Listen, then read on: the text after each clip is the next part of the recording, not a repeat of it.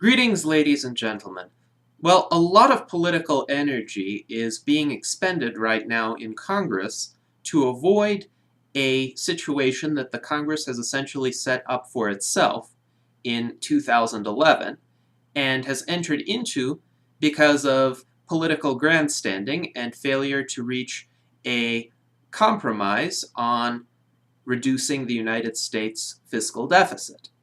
This scenario is being called the fiscal cliff, which I think is quite an over-dramatization.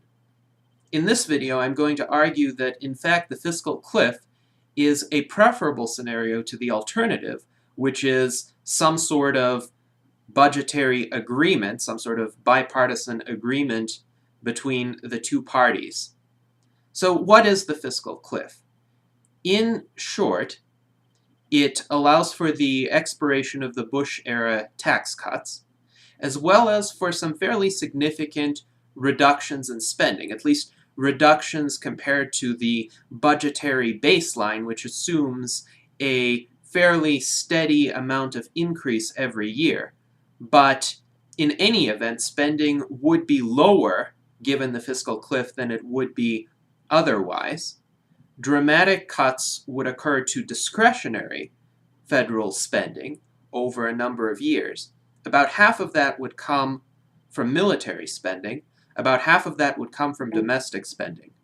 Some programs, such as Social Security, would be largely exempt from those cuts, and a lot of the cuts would come in the form of so-called sequestration, which is a kind of low-level reduction across the board to the budgets of various federal agencies.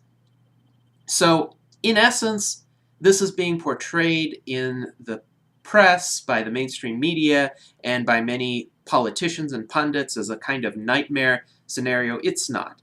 It's really quite mild in the kind of effect it would have. It wouldn't even eliminate the federal deficit. It would reduce it by about half. I've linked in the references section of the description for this video to the Wikipedia page on the fiscal cliff. And you can see a chart of two alternative scenarios. What would happen with the fiscal cliff? What would happen without it in terms of the federal deficit?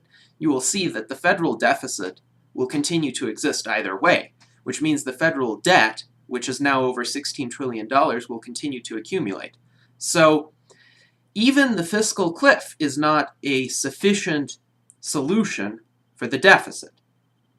Now, I will say also that I do not find all parts of the fiscal cliff to be comfortable. As a libertarian, I do not like tax increases of any sort, and I do not support, on principle, tax increases of any sort.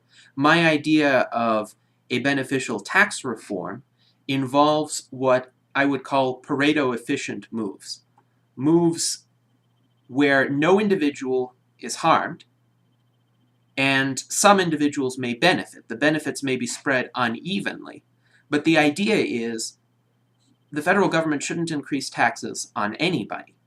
If any sort of tax reform is to occur, it should be by reducing the tax burden on some people at the very least.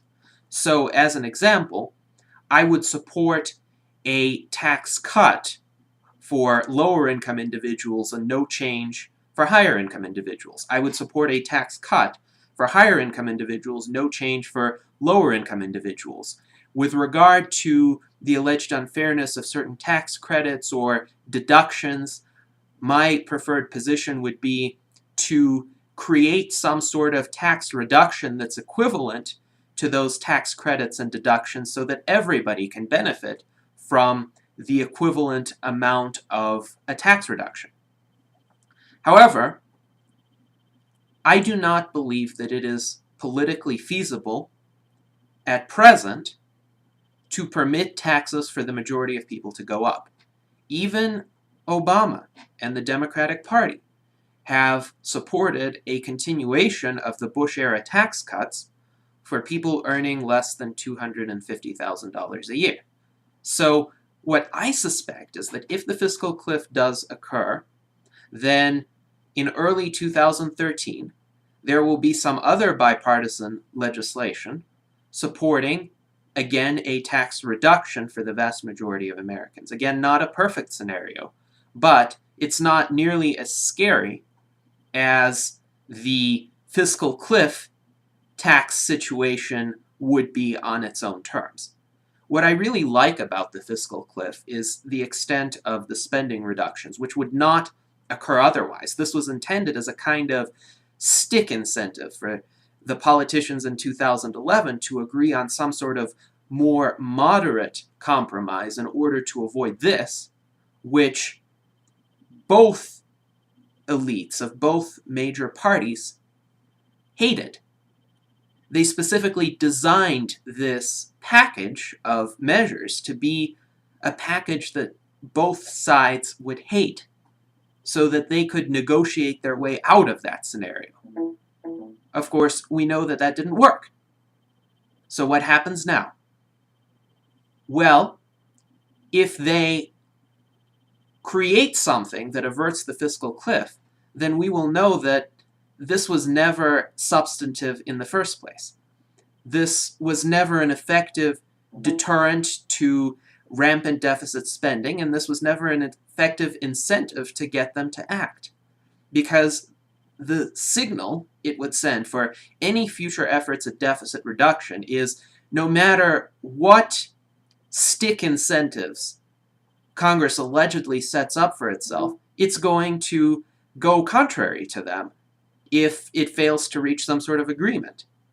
And then the question for many of the congressmen would be, why bother reaching an agreement? Why bother trying to do something about reducing the deficit if there are no political consequences? The fiscal cliff package was specifically designed to create some very politically painful consequences for a failure to agree on a deficit reduction package.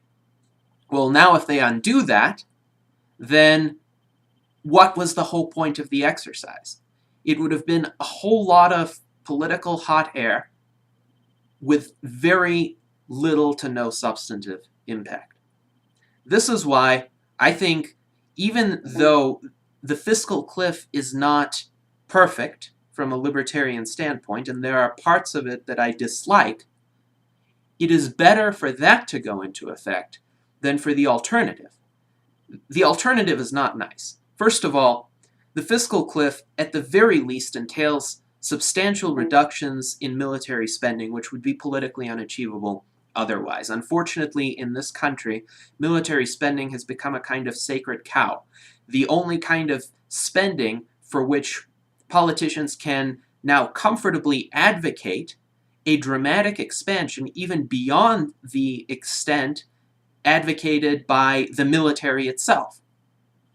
It's quite bizarre, because civilian politicians who know pretty much nothing about military matters want the military to have an even larger budget than the Joint Chiefs of Staff propose. And this is because in American culture, unfortunately, support for military spending has become synonymous with a kind of perverse, misplaced patriotism. The idea that if you don't support military spending, you don't support the troops and you hate the troops, which is a bunch of nonsense, considering that Ron Paul, who actively opposed wasteful military spending and supported cuts in military spending, received more donations from U.S. military persons than all the other candidates combined. So it seems that there's this political perception that military spending and huge automatic increases in military spending are untouchable.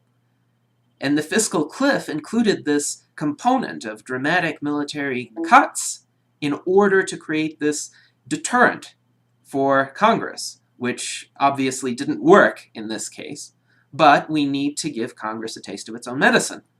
So this is why the fiscal cliff should take effect, and these military cuts should take effect.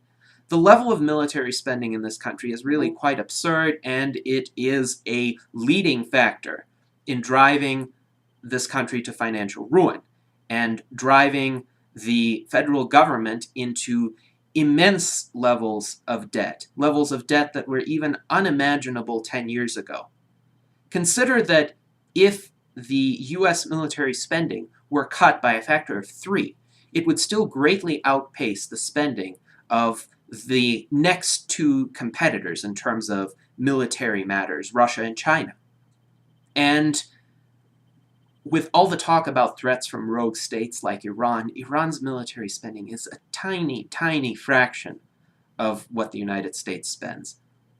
Much of this spending is sheer waste. It's completely unnecessary, even if the United States were to remain the world hegemon, which I don't think it should, but even if it were, it could do this with 1/3 of the current level of military spending. I suspect that much of the spending is pork. I suspect that much of it is very politically motivated to serve certain special interests, to award contracts at inflated rates, and of course to maintain this perpetual security state and this apparatus of perpetual war and foreign intervention and occupation that destroys so many lives, but is politically useful to some people to maintain this atmosphere of national unity or whatnot, the idea of this heightened state of alarm to fight terrorism or fight Iran or fight whatever threat du jour exists. And as a result, this leads a certain segment of the population not to question domestic policy as much as it could have otherwise. So it would be very beneficial, both in terms of the fiscal situation and in terms of the climate of public opinion, for military spending to decline dramatically. It would accelerate the US exit from Afghanistan, as well as dramatically reduce the residual US presence in Iraq. It would also serve as a great deterrent for any military confrontation with Iran. So there it is, ladies and gentlemen. In this case, I'm hoping that Congress will continue to be at an impasse and not pass any measure that would annul the effects of the fiscal cliff. As an opponent of tax increases, I do hope that after the fiscal cliff takes effect, some of those tax increases will be undone simply because of the sheer public outcry that would exist against them. But it would be easier to undo the tax increases than it would be to undo the spending cuts. And that's where I think Friends of Liberty can score a victory, just as a result of the rampant inefficiency and infighting and partisan grandstanding that goes on in Congress. So it'll be interesting to see what happens during the next few weeks. And hopefully there will be some good news about Congress getting a taste of its own medicine. Thank you very much.